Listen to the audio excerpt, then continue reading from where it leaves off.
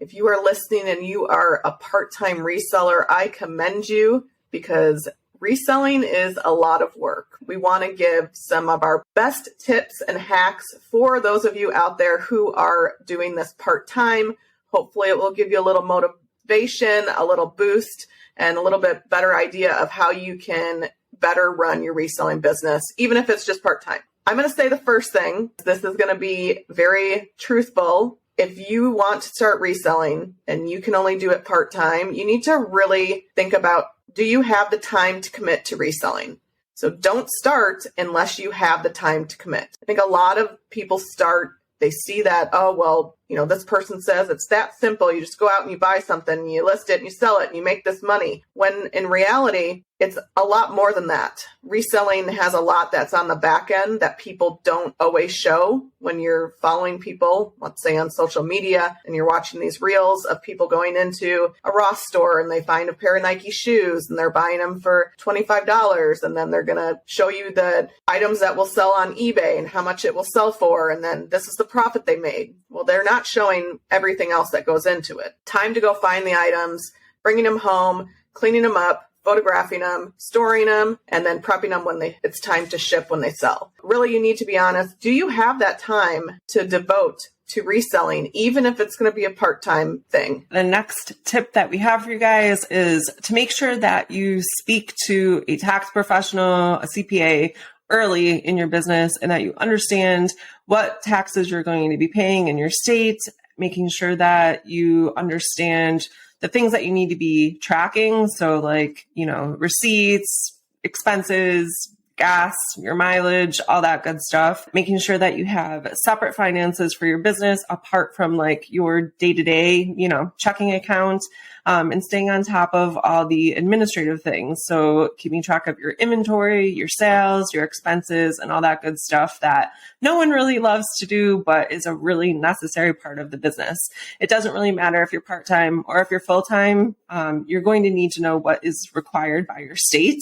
Yes, having an inventory software is good, like My Reseller Genie, but it is just a tool and it's not the only thing that you're going to need when it comes to tax time. So speaking to someone that can tell you 100% with certainty what is required for you by your state that you will be filing taxes in, I think is really important, and not just taking the advice of people online on Facebook, on Instagram, or on podcasts. Right. We are not tax professionals, but I do know that when we started reselling, Casey still worked his W-2.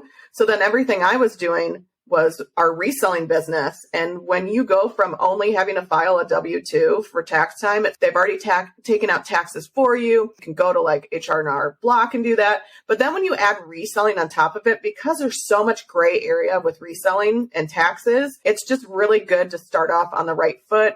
Even if you're part-time, you're still going to need to be doing what full-time resellers do, which is separating everything. You don't want to be buying your inventory with your personal account and then all of a sudden realize you have to go back during tax time and redo everything and figure out, how much did you really spend in inventory? So it's just good to start off on the right foot, even if you are only going to be part-time. And then the next thing, which I think is really important as well, is going to be create an inventory system from day one. Even if it's going to be one plastic bin that you have your inventory in, that's where your inventory is. So when you sell something, you know exactly where it is. Keep track of where things are. If you start adding more plastic bins, then have them numbered or lettered. We have ours all numbered. So if we sell something and then this custom SKU on eBay or in List Perfectly under the SKU, it might say the date that we listed it along with what box it's in. It might say box 53. That makes it really easy for us. We don't have to spend the time trying to think about when did we list this? Where did we put it? We have very specific details on the custom SKU as to where our inventory is. So that's just going to help you stay organized. It's going to help you be faster at finding it and shipping them out when they sell. All right. So the next tip that we have for you guys is to make sure that you're not buying items until you have solid proof that that item is actually going to sell. Whether that's looking the item up on Keepa, if you're selling it on Amazon, or looking up sold comps on eBay, making sure that you're looking up those sold comps and the frequency that the item is selling, I think is really important, especially if you're part-time, because you have limited time. So you want to make sure that you're sourcing items that are actually going to sell and not items that you're just going to end up storing for, any crazy length of time. If you have a limited amount of time, making sure that you're using it to your advantage and as best as you possibly can, I think is a really big part in making sure that you're successful as a part-time reseller. And that's going to be making sure that you have a good sourcing criteria on top of that as well. And then since you are part-time, you don't have the full time to put into it. So you are going to be limited with your time. So finding consistency with sourcing and listing is huge. If you don't have a lot of time to do both, then try to only assign a specific day and a specific time that you're going to go sourcing. I know with us,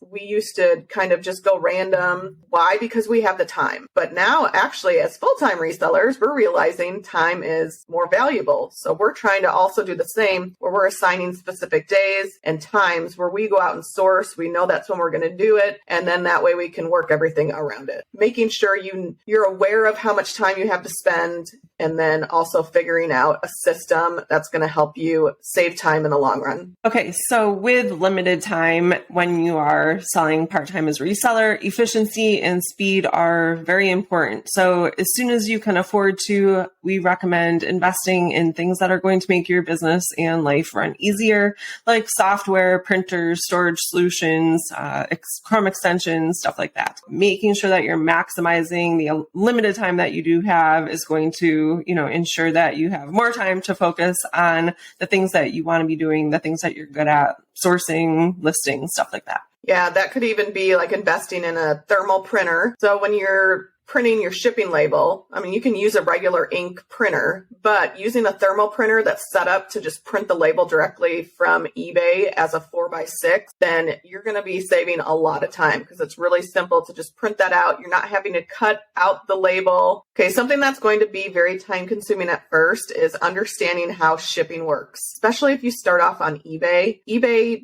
doesn't really give you much guidance when it comes to shipping an item. Now, it's very simple to ship something that's under a pound. It's going to go first class. It could go in a box or a poly mailer as long as that box doesn't have priority, as long as it's not a priority box. Anything over that, it can be sometimes tricky. So let's say if you ship a golf club, for example, you're going to need to know, what does a golf club fit in? What size box am I going to need? How heavy is that going to be? How am I going to ship it? Am I going to ship it PS Ground, FedEx, the Postal Service? So really, when you start selling at first, it's really good practice to start testing some of the shipping options. So if you live in California, you ship something to the East Coast, in the order, start messing with weights and dimensions. Okay, well, this item is 1 pound, 5 ounces, and it's in a 12 by 6 by 6 box. What if I raise it to 2 pounds 4? Does that increase the price? And just kind of messing with that to get an idea of how much things do cost from different places.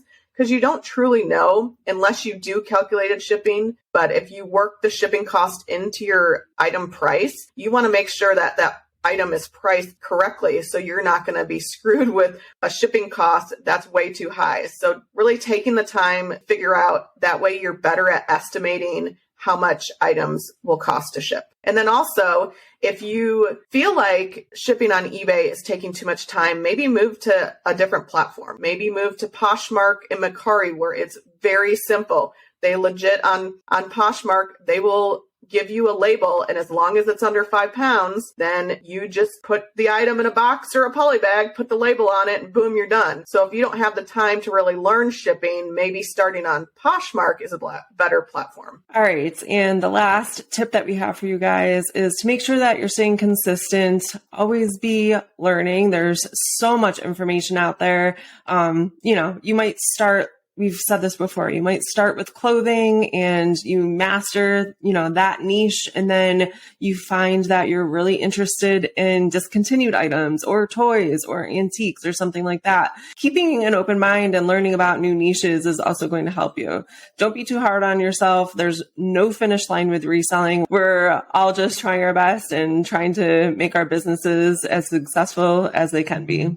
All right, guys, that's a wrap on today's episode. Thank you so much for listening to the Paycheck to Daycheck Reselling Podcast. Anything we mentioned in this episode will be linked down below in the show notes or description down below. Be sure to share this episode with anyone you think it will help and follow us on social media at P2D Podcast. Thanks again for listening. Keep working towards that Daycheck.